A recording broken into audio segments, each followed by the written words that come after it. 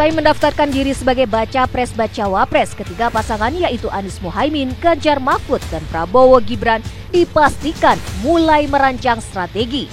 Salah satunya adalah memenangkan suara di Pulau Jawa. Mengacu pada data Komisi Pemilihan Umum Republik Indonesia, jumlah daftar pemilih tetap di Pulau Jawa tercatat lebih dari 115 juta suara. Jumlah itu lebih dari separuh suara nasional, tepatnya 56%. Pakar politik Adrian Sopa menilai kemenangan di Pulau Jawa akan memberikan sumbangan suara yang sangat menentukan untuk kemenangan nasional. Kita harus lihat dulu dari jumlah pemilih yang ada di Pulau Jawa.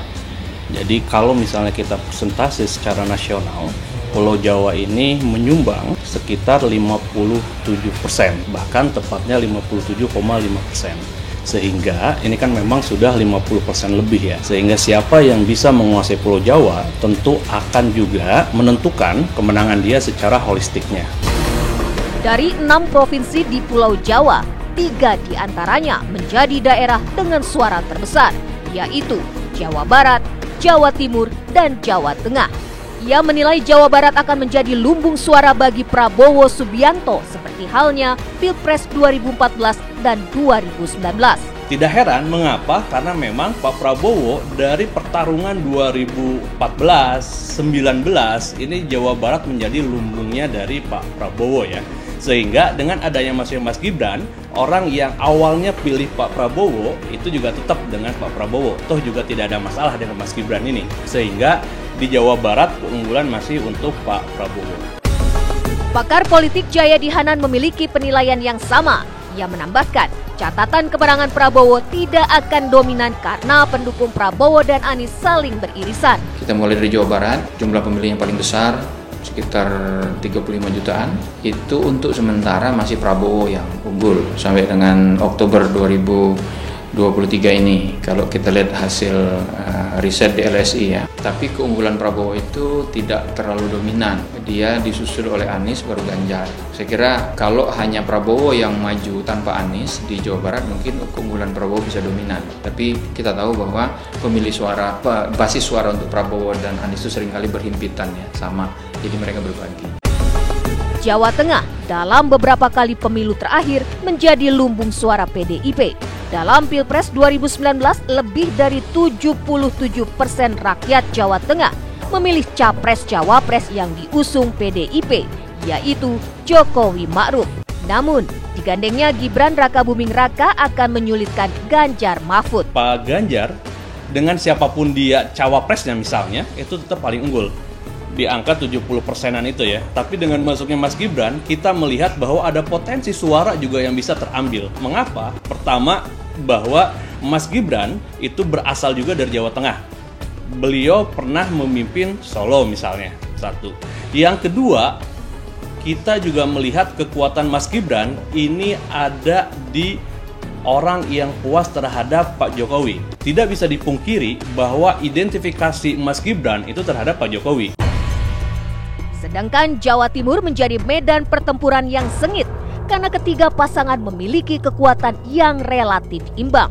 Penentu kemenangan di Jawa Timur ada pada figur bacawa pres. Kalau Amin itu mungkin akan mengandalkan jaringan NU, terutama NU yang punya kedekatan dengan PKB melalui cawapres Mohaimin. Ganjar mungkin akan memperbesar kekuatannya di Jawa Timur, sekaligus kalau bisa minimal mempertahankan dengan adanya Pak Mahfud. Kita tahu Pak Mahfud kan berbasis di Jawa Timur juga, terutama di daerah-daerah yang banyak orang Maduranya. Selain itu Pak Mahfud kan juga NU, ya, NU yang lebih dekat ke cucu pendiri NU yaitu Gus Dur. Prabowo Subianto itu tampaknya tidak terlalu mengandalkan jaringan NU di Jawa Timur, tapi mengandalkan pemilih Jokowi, karena kan dia memasang Gibran sebagai cawapresnya. Dan di Jawa Timur ini memang masih keunggulan juga itu untuk Pak Prabowo dengan Mas Gibran juga. Meskipun kalau misalnya kita lihat selisihnya, tadi Jawa Barat selisihnya lumayan lebar ya, tapi di Jawa Timur ini selisihnya tipis saja. Jadi ya mungkin sekitar beda 2-3% saja. Sehingga memang orang sering bilang bahwa Jawa Timur ini nanti menjadi battlefield pertarungan antara capres-cawapres. Terutama kalau misalnya kita lihat komposisi dari wakil-wakil yang ada. Adapun Provinsi Banten diprediksi akan dimenangkan oleh Prabowo Gibran. DKI Jakarta menjadi lumbung suara Anies Muhaimin. Sedangkan daerah istimewa Yogyakarta dimenangkan Ganjar Mahfud. Mengacu pada hasil survei, peta politik, dan berbagai elemen lainnya, Jayadi Hanan memprediksi pasangan Prabowo Gibran akan memenangkan Pilpres di putaran kedua. Ya, kalau kita lihat petanya sampai sekarang, memang yang cenderung lebih mungkin menang itu Prabowo. Tapi tidak aman, masih sangat mungkin disalip oleh Ganjar. Tapi itu juga tidak berarti bahwa Anies hilang kesempatannya, gitu. Jadi sampai sekarang meskipun peluang menang Prabowo cenderung lebih besar, lalu bisa masuk putaran kedua bersama Ganjar, tapi saya ingin mengatakan bahwa pada akhirnya situasi sekarang membuat ketiga pasangan itu masih punya peluang tiga-tiganya untuk menang. Sedangkan Adrian Sopa memprediksi Ganjar Mahfud menang di Jawa, Bali, dan NTT, namun secara nasional kalah oleh Prabowo Gibran. Sehingga dari data ini kita bisa lihat memang sejauh ini Pulau Jawa masih unggul Pak Ganjar, tetapi keunggulannya belum maksimal. Sehingga ketika dijumlah dengan seluruh masyarakat Indonesia yang ada di pulau-pulau lain tuh masih keunggulan untuk Pak Prabowo.